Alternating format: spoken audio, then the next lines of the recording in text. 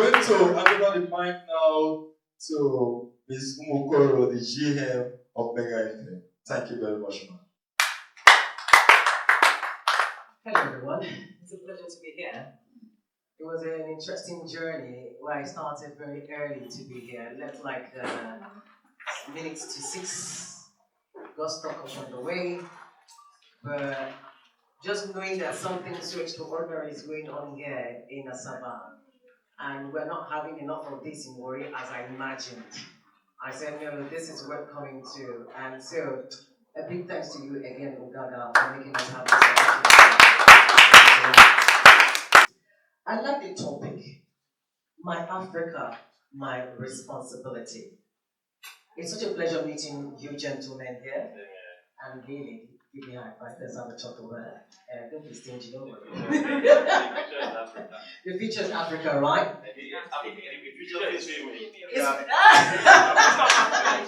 No, I think at the end of the day, we need the men.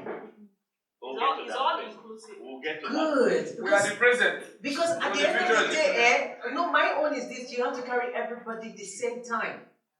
Oh yes, the same time. It's a mistake to think that it's about the girls' voices now. The truth is, you have to take all the voices of a generation at the same time.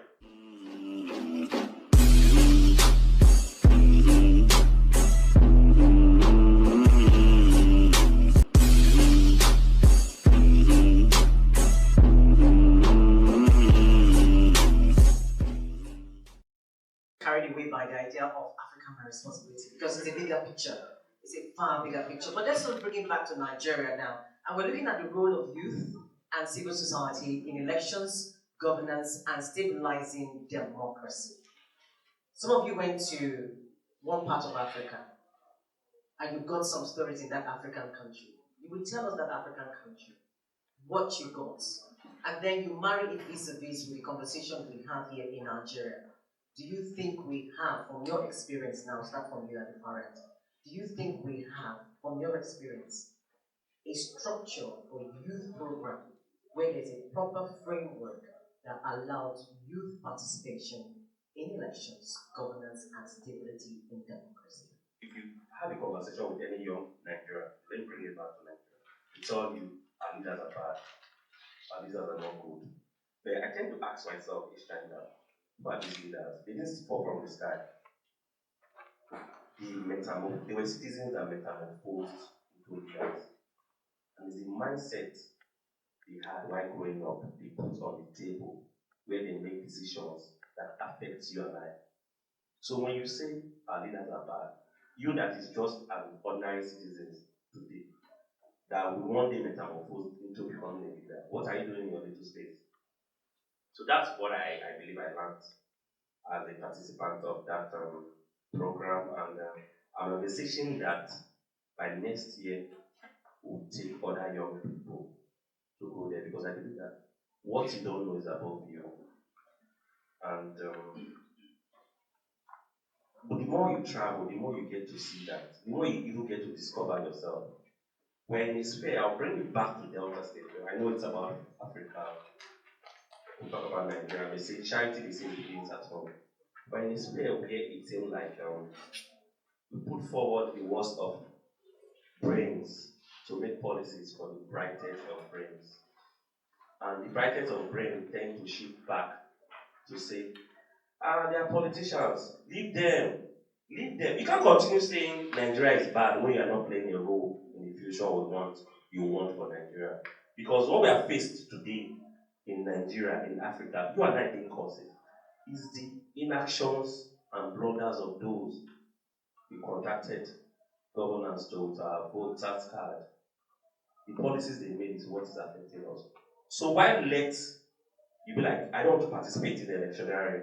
Don't worry, they'll rig it. I always tell everybody, and I need to tell this, I need to amplify this, that nobody will rig an election if you show up for that election.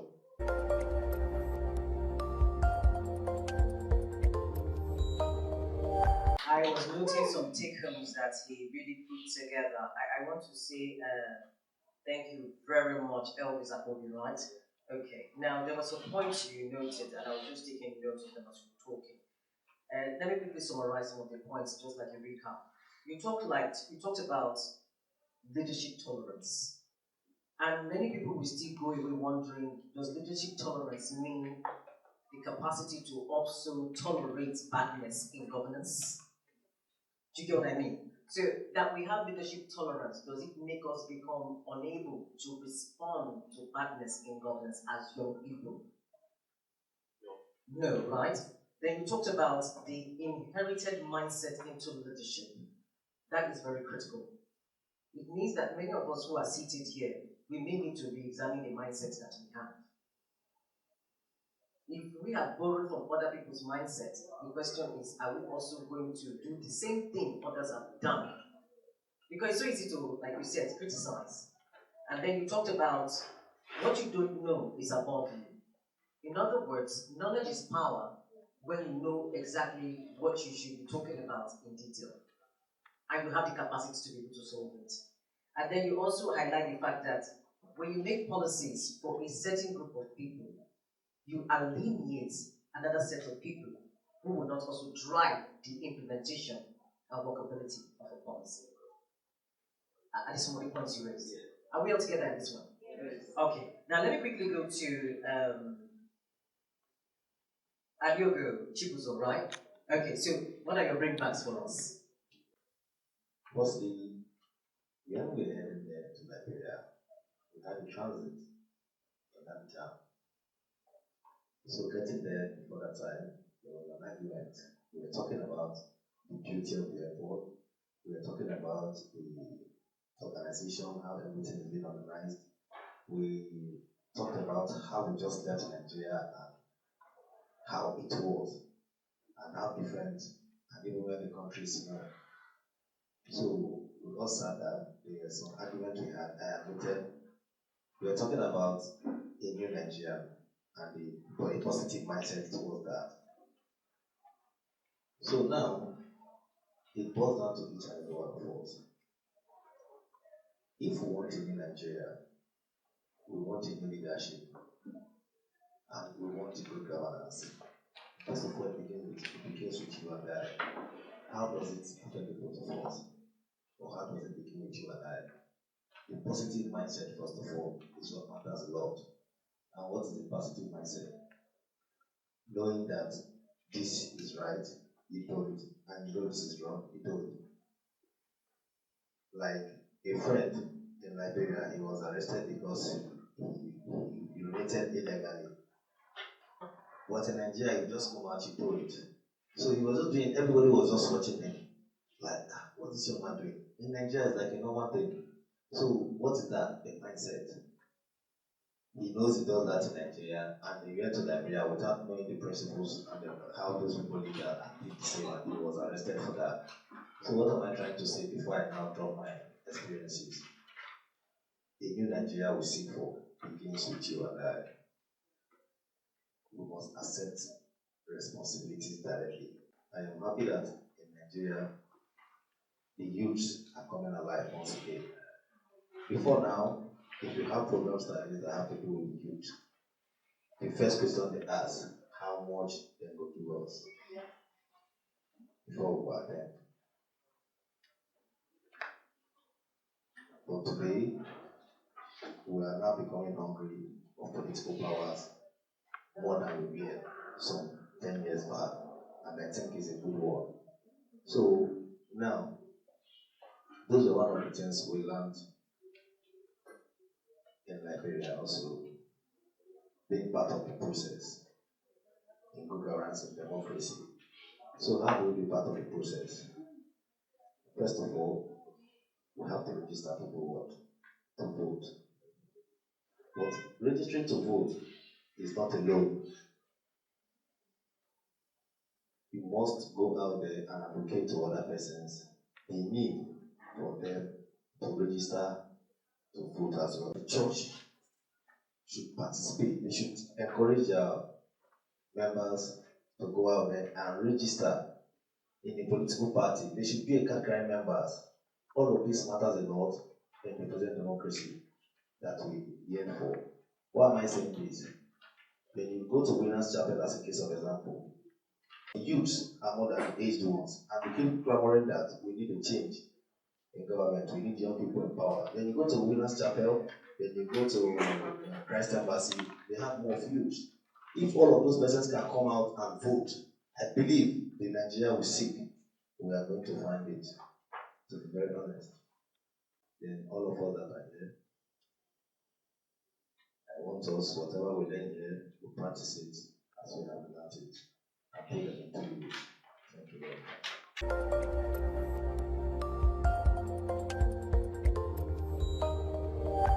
Interesting conversation there. We thank you, Alio Gujibuzo. Quickly, like I would always do, I think it's good to just have a quick recap of some of the points that he did mention, and I think they were quite eye-opening. Did that story about peeing in public got you? Yeah. It got you, right? Yeah. But let us even ask ourselves, let's be honest. Let's be honest here. Ordinarily, if pee they catch you, are you even supposed to go and pee in public? No, let's be honest here. Forget what is modeled before you. Are we even supposed to do it? Exactly. It means that we know what to do, but we chose not to do. So the question is again, how did we allow ourselves get to that point where we know what to do, but we choose not to do it? I like the point he said. They arrested the guy. In other words, bad behavior begets consequences. And the reason we are the way we are, or what we are gathering here now, is because, to a large extent, we're a lawless people in a lawless country. How did we become such lawless people? Even with all our education. So it makes us ask again, did we get an education or did we go to school? Are you seeing this conversation now? In your mind now, are you not seeing something changing in you? Because suddenly you are questioning even you as a person.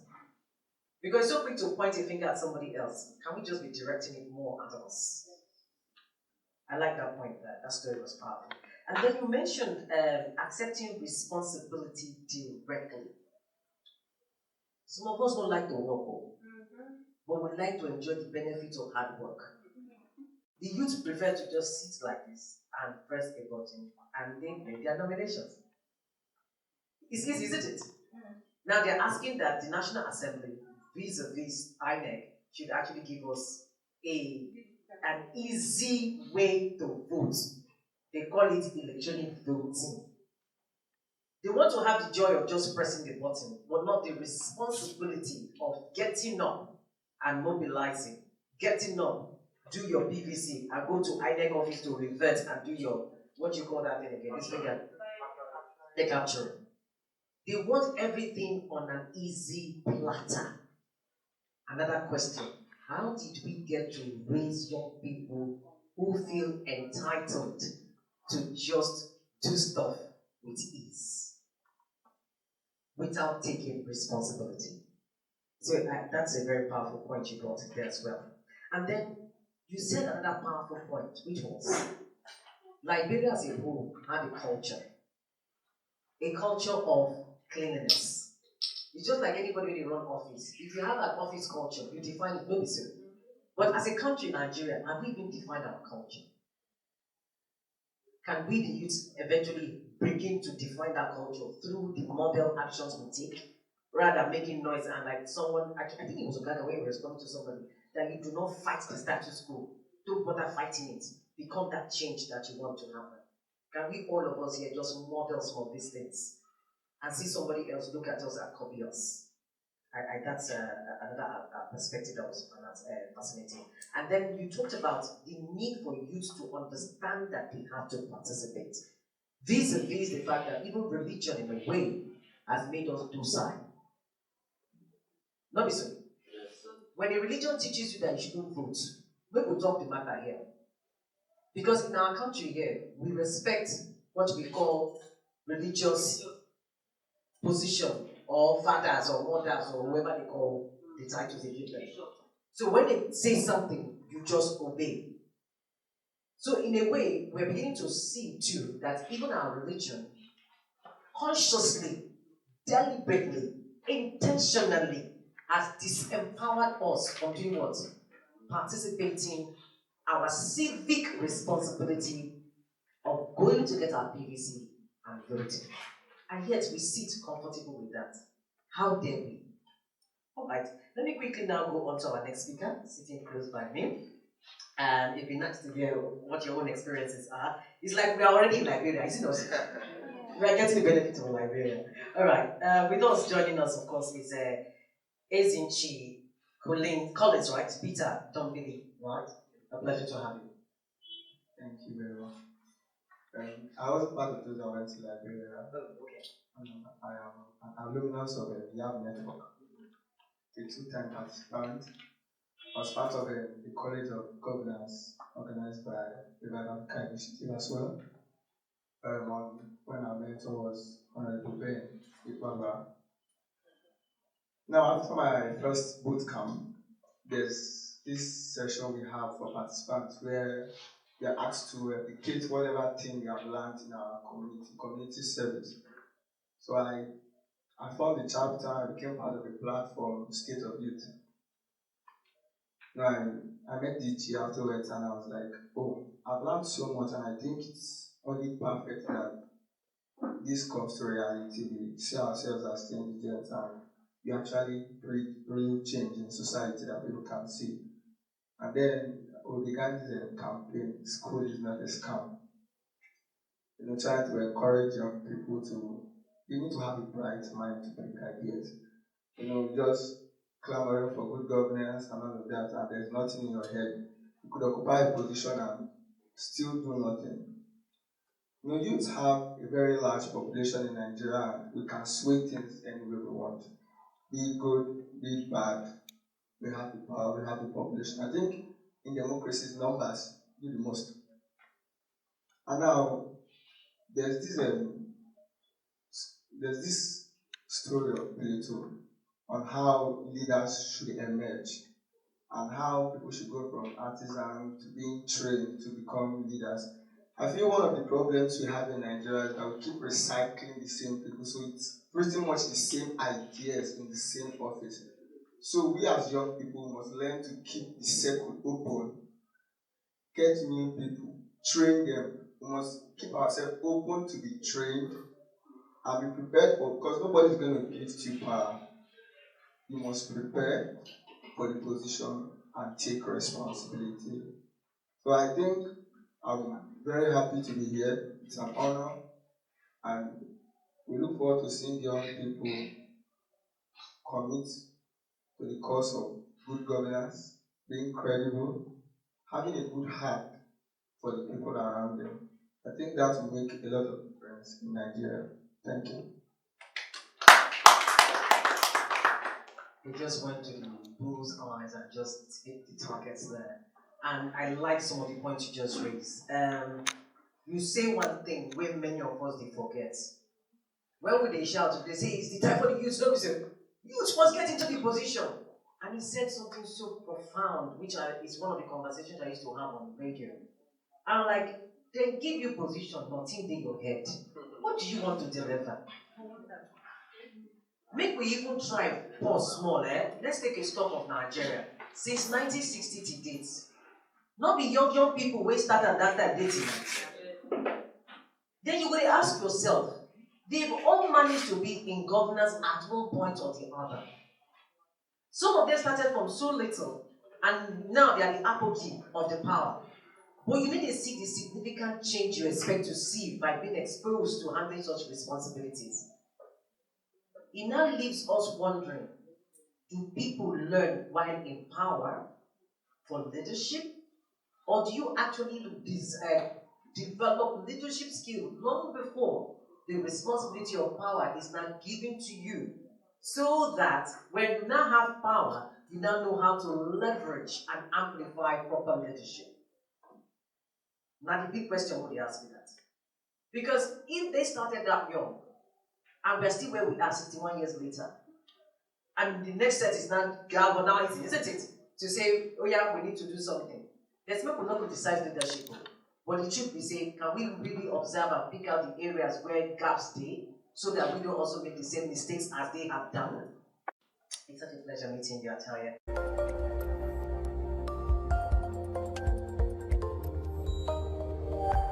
You're also part of the alumni of the YPLS.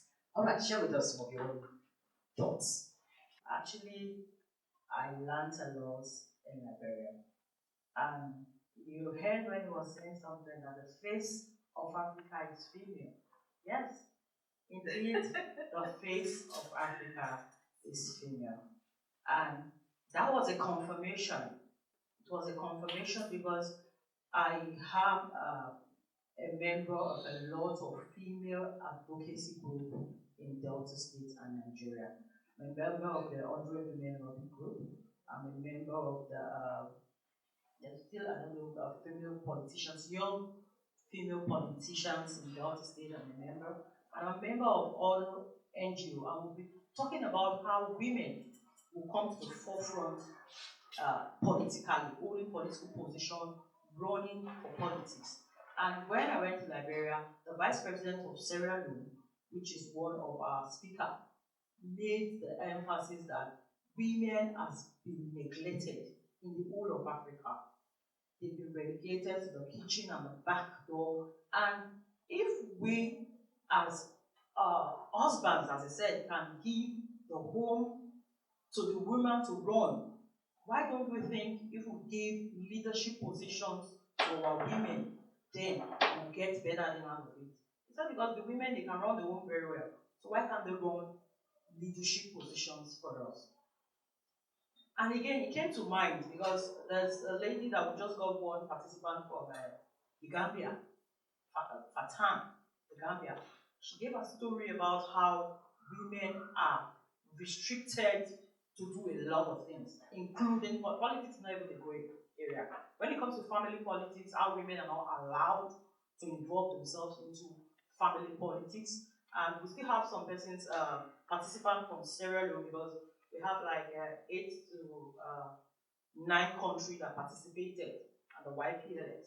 So they gave their own experience from their country how it is.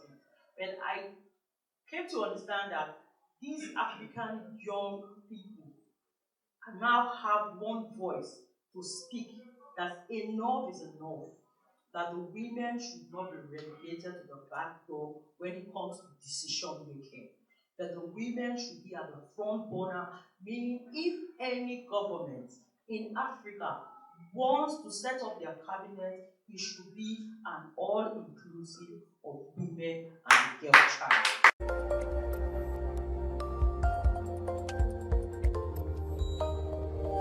And another thing I learned is about civil society.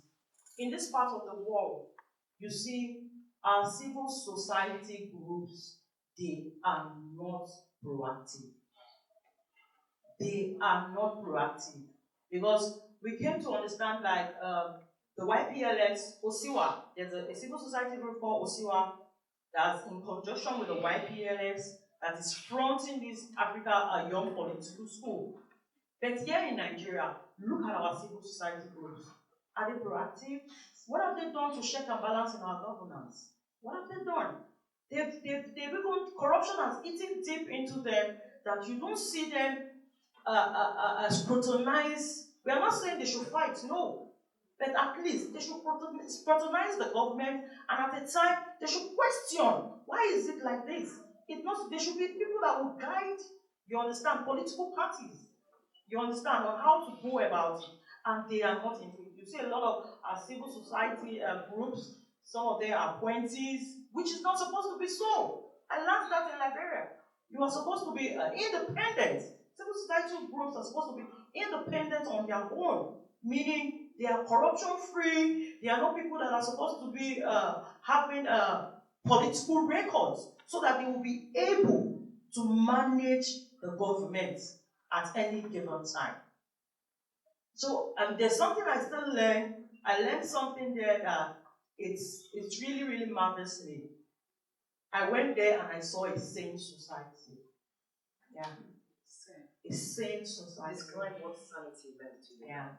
What sanity meant to me is you going into a society where there is law and order, and the people there follows the law and the order. And they know when they are being punished, they know they are punished because they went against the rules and the regulation that is governing the people. Like when I went there, there was something I saw first that caught my attention was cars. It will shock you the way you go to the street and you start seeing what they call it, Benz. Benz was not a common thing you would just see people. No, cars were necessity. It wasn't luxury that people would just, you go to a compound and you see they park like 5 or 10. No, it doesn't happen there. They get it because they have a use for it. There's a need for it. Then again, when you see the young ladies there, not that they don't have their way of dressing, it will shock you. There's a lecturer that came to give a lecture. The hairstyle she was carrying a bag this way, weave, she was carrying a nose ring, she was carrying a leg chain, but she was well dressed. You understand? I began to fancy a level of the way they dress, even if it's somehow awkward hair, because our people in Nigeria have learned to notice something. When we want to copy, we copy it and we copy it extreme. Yeah, we copy it to the extremes. We don't copy and copy the reserved part of it. But you see these people, they are so reserved. Even the way they dress. I'm not saying they are very good, you understand, when it comes to dressing, but it's moderate. Everything they're doing is moderate. And I was so shocked again. I even went to the rural part of the area where I thought I would see what I used to see in Nigeria, how naked girls dressed, and I was still shocked and confounded. I didn't see. I could see as young as 12 years with pants running around and nobody's noticing them. I could see 15 years. They don't even have that sense of, okay, let me have a boyfriend or that. I was still privileged to go to a bar. Even seeing the girls that were hustling and all that, they were well dressed. And it made me understand that there's something that came to mind that if we are seeing this type of same people, meaning there are a lot of same people here, and probably there are rules, regulation, culture that are guiding this lifestyle. Because in Nigeria, let's be truthful. You'll see it in the churches, in the wall of every churches. Don't dress half naked to the church. That's the truth. But have anybody from that church scrutinized anybody that dressed naked? Have you heard it anywhere? No. They will say, oh, it's the heart. We are talking about the heart. We are not talking. Let me tell you, it's the way you be addressed, the way you dress. That's how I see it. Then there's something again I noticed, that's power. That's power, what we call NEPA EMDC. Did you believe power was almost like constant? If things can work there, it can work here too. Thank you very much. That was elucidating, wasn't it? She took us on a journey, made us travel with her in the minds into Liberia, and we had a taste or picture of how life can really be. So, Efekohan Joy, thank you for that journey with us. And I think a very powerful point that was brought there is the fact that we in Nigeria, we have sexualized the human body so much so that it no longer has the value to it. Otherwise, really, why would our music be the way it is? Our music is what it is because we as a people, that is what we gravitate to. So when we keep blaming the boys who are producing the videos, I'm like, stop blaming the boys, it's what you want. No, it's not just what they're selling it because that's what people buy. So you are the market. You are the one telling them, do like this. It is not the guys who. Now they tell them, say, do like this. The day those entertainment programs come next time for Nigeria, and all of us say, you know what? Unconsciously boycott it without even making noise about boycotting it. It will no longer sell.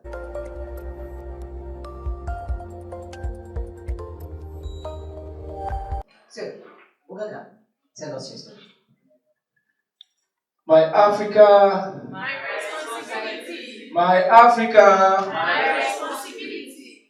things they focus on were democracy, elections, governance. And on democracy, I learned that in Africa, we interpret democracy as constant elections. When the country is always having election every 4 years or 5 years or 6 years, that is democracy for us. But it takes more than that for a country to be said that they have democracy. And some of the key principles of democracy is citizens' engagement. This answers you saw here that they want to kill us for is a normal thing in other African countries. There is a student group in Liberia that they call SOUP. This student group is 51 years old.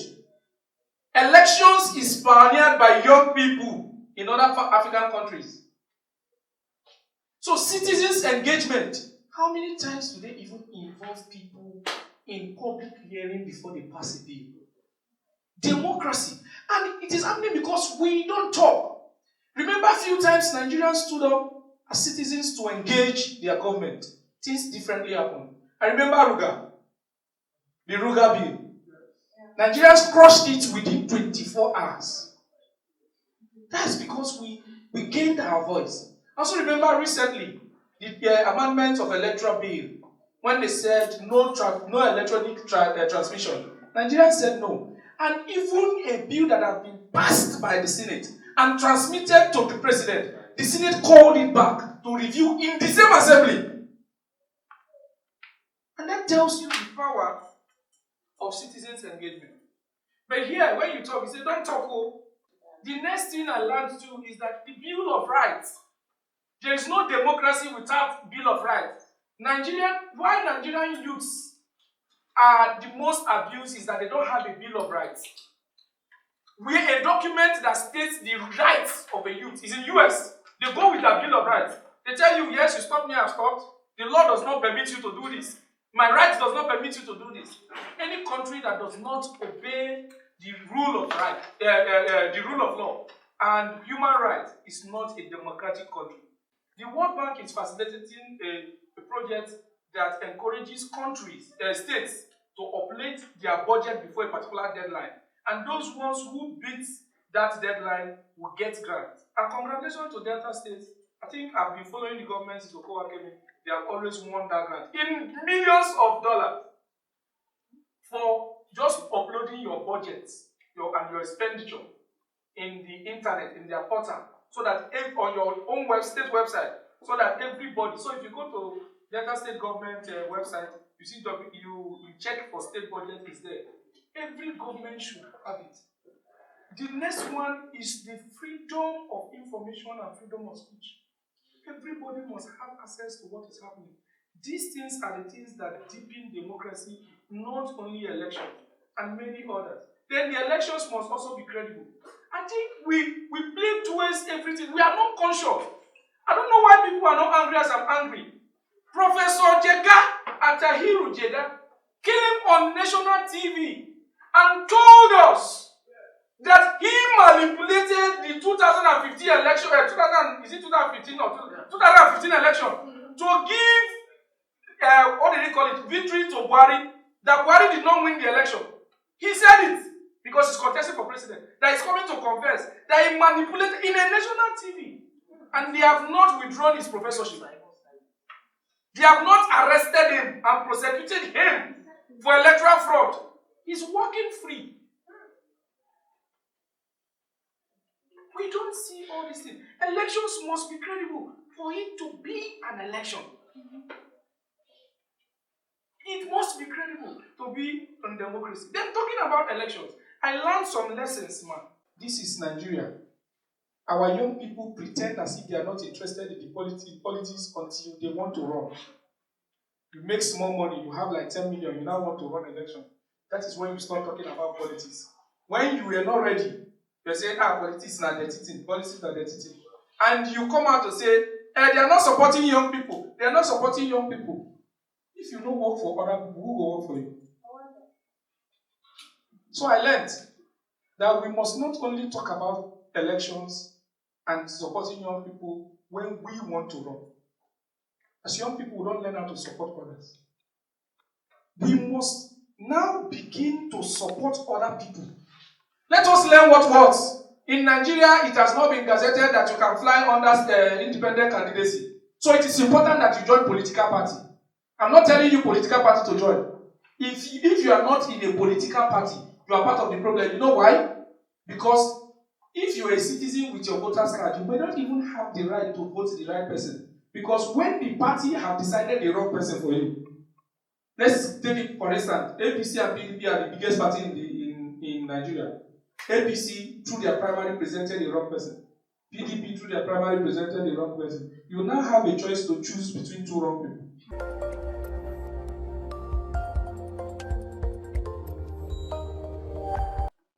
People don't understand say in volunteering, now there you prepare yourself to have skills. Now there you create your network. Now there you meet opportunities. Now there you also meet blessings.